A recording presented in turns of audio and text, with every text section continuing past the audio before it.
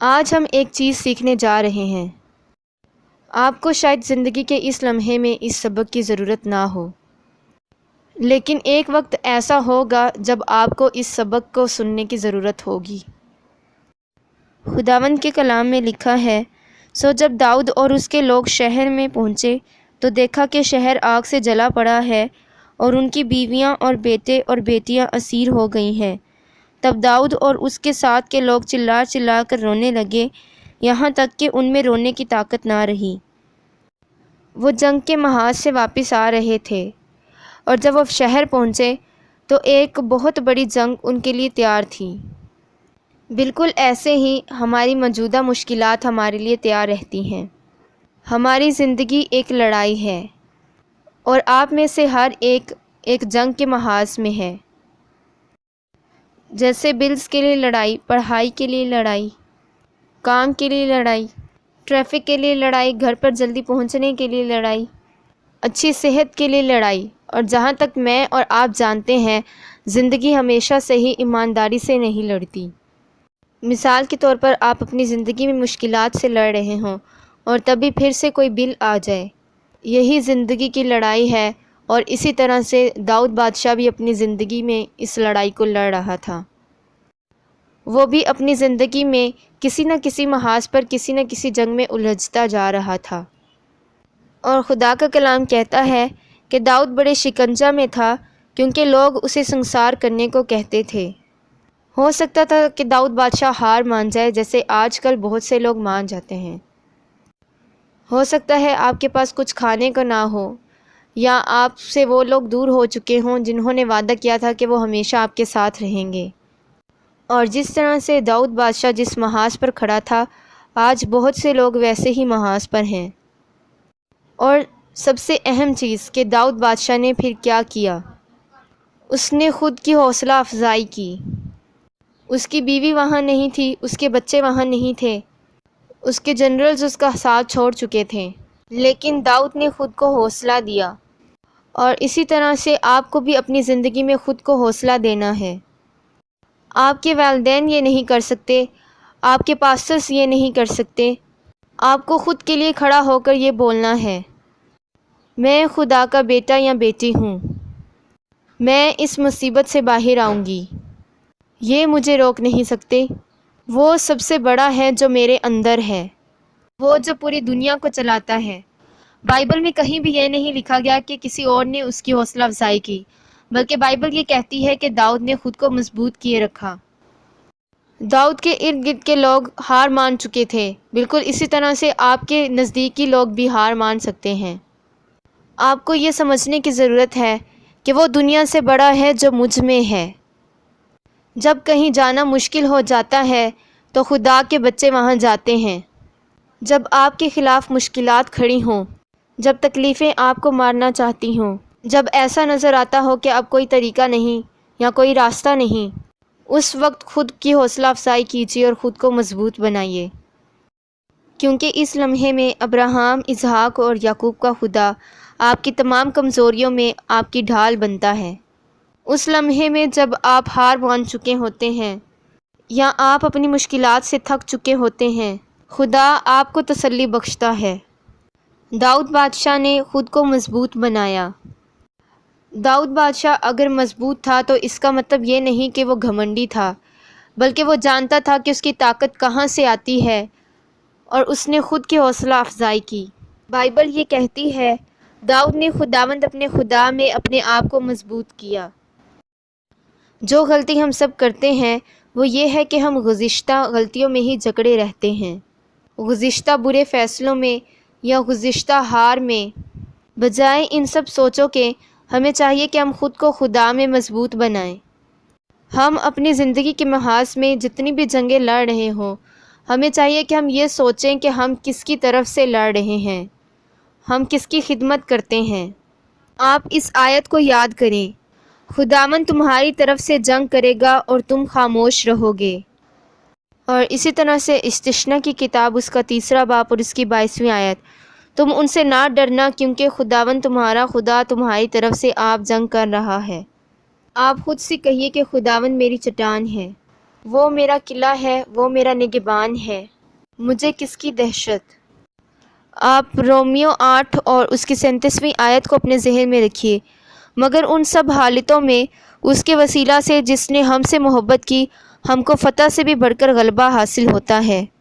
اور اسی طرح سے افسیوں اس کا 6 باب اس کی 10ویں آیت، غرض خداوند میں اور اس کی قدرت کے زور میں مضبوط بنو۔ اور یسایہ اس کا 54 باب اور اس کی 17ویں آیت میں یوں لکھا ہے، کوئی ہتھیار جو تیرے خلاف بنایا جائے کام نہ آئے گا، اور جو زبان عدالت میں تجھ پر چلے گی تو اسے مجرم ٹھہرائے گی۔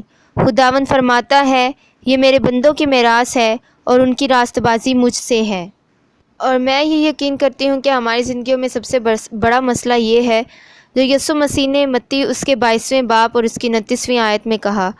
یسوع نے جواب میں ان سے کہا کہ تم گمراہ ہو، اس لیے کہ نہ کتاب مقدس کو جانتے ہو نہ خدا کی قدرت کو۔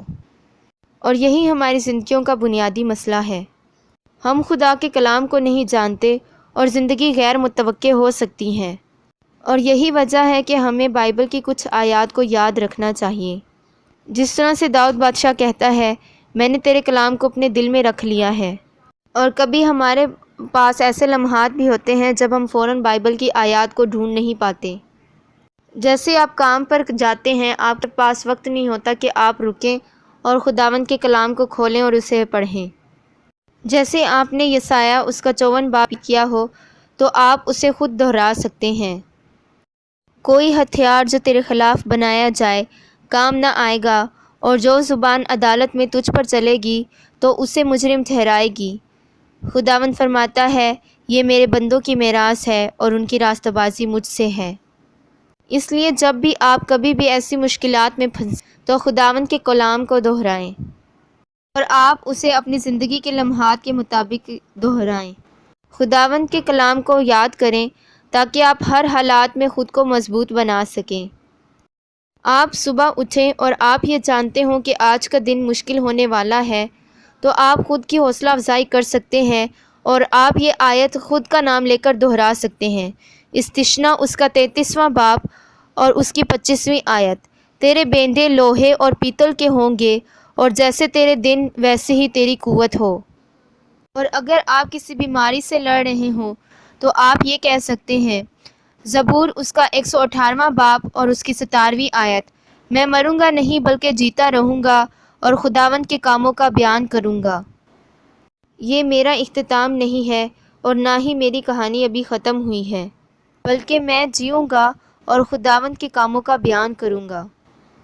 دوسروں پر بھروسہ رکھنا بند کیجیے، کیونکہ آپ کے ارد گرد بہت سے لوگ ایسے ہیں جنہیں کوئی فرق نہیں پڑتا کہ آپ کس لمحات یا کس درجے سے گزر رہے ہیں۔ لوگ داؤد بادشاہ کو پتھر سے مارنا چاہتے تھے، وہ اسے سنسار کرنا چاہتے تھے، لیکن داؤد بادشاہ تھا۔ ایک وقت ایسا تھا کہ لوگ اس کے لیے ناچتے اور گاتے تھے اور اسے اپنا بادشاہ پکارتے تھے، لیکن جب وہ مشکل حالات میں جکڑا تو لوگوں نے اسے چھوڑ دیا۔ بالکل ایسے ہی ہمارے ساتھ ہوتا ہے، بہت سے لوگ ایسے ہیں جو مشکل حالات میں ہمارا ساتھ چھوڑ جاتے ہیں، لیکن خدا ہمارا ساتھ کبھی نہیں چھوڑتا۔ وہ چاہتا ہے کہ ہم خود کو مضبوط بنائے رکھیں۔ اس لیے بائبل یہ کہتی ہے، خداوند میں مضبوط بنے رہو۔ یہ کہتی ہے خدا میں مضبوط بنو، نہ کہ اپنے آپ میں۔ آپ کا جسم آپ کی روح کا گھر ہے، لیکن کوئی اور بھی آپ کے اس گھر میں رہتا ہے، یعنی میرے علاوہ بھی کوئی اور اس گھر میں رہتا ہے، اور جو آپ کے اس گھر میں رہتا ہے وہ اس تمام دنیا سے بڑا ہے۔ وہ خداوندوں کا خداوند اور بادشاہوں کا بادشاہ ہے، اس لیے چاہے کتنی بھی بڑی مشکل کیوں نہ آ جائے وہ ہمارے ساتھ ہے، اور جو آپ میں ہے وہ سب سے مضبوط ہے۔ اس لیے کمزوری کی حالت میں یا کسی بھی بڑی مشکل کی حالت میں خود سے یہ کہیں، سب سے بڑا وہ ہے جو مجھ میں رہتا ہے، اور وہ یسوع مسیح ہے۔ وہ ہمارا منبع ہے اور وہ ہمارا نجات دہندہ ہے۔ وہ سب سے بڑا ہے۔ خدا روح ہے اور ہم سب اس کی شبیہ پر بنائے گئے ہیں۔ اس لیے ہمیں چاہیے کہ ہم اس کی تقلید کریں، اور جیسے وہ بات کرتا تھا ہم بھی ویسے ہی بات کریں، اور ویسے ہی ایمان کے ساتھ کام کریں جیسا کہ وہ کیا کرتا تھا۔ آپ گزشتہ زندگی کے ان تمام مشکل حالات کو یاد کیجئے یا اپنے ارد گرد کے جھوٹے لوگوں، جھوٹے دوستوں سے کو یاد کیجیے، ان تمام مشکلات کو جن کا سامنا آپ نے کیا ہے، لیکن پھر بھی ان تمام مشکل حالات میں وہ آپ کے ساتھ تھا۔ اس نے ان مشکل حالات میں آپ کو زیادہ دیر تک رہنے نہیں دیا، اس نے کبھی بھی آپ کو تنہا نہیں چھوڑا۔ خدا آپ کے لیے ہے اور وہ آپ کی ہلاکت نہیں چاہتا، وہ آپ کی تباہی نہیں چاہتا، وہ آپ کو نقصان پہنچانا نہیں چاہتا، بلکہ وہ چاہتا ہے کہ آپ ہمیشہ کے سکون کو پائیں اور ہمیشہ کی خوشی کو پائیں۔ اس کے پاس آپ کے لیے مستقبل اور آپ کے لیے ایک امید ہے۔ جس بھی مشکل حالات سے گزر رہے ہوں، یہ اختتام نہیں ہے۔ اور جس طرح سے زبور اس کا 30واں باب اور اس کی 5ویں آیت میں لکھا ہے، کیونکہ اس کا قہر دم بھر کا ہے، اس کا کرم عمر بھر کا، رات کو شاید رونا پڑے پر صبح کو خوشی کی نوبت آتی ہے۔ ہو سکتا ہے کہ یہ وقت آپ کے لیے رونے کا ہو، لیکن آپ بھروسہ رکھیے، آپ اس مشکل حالات سے جلد ہی نکلیں گے، کیونکہ رات کو بے شک رونا پڑے لیکن صبح کو خوشی کی نوبت آتی ہے۔ خداوند آپ سبھی کو برکت دے، آمین۔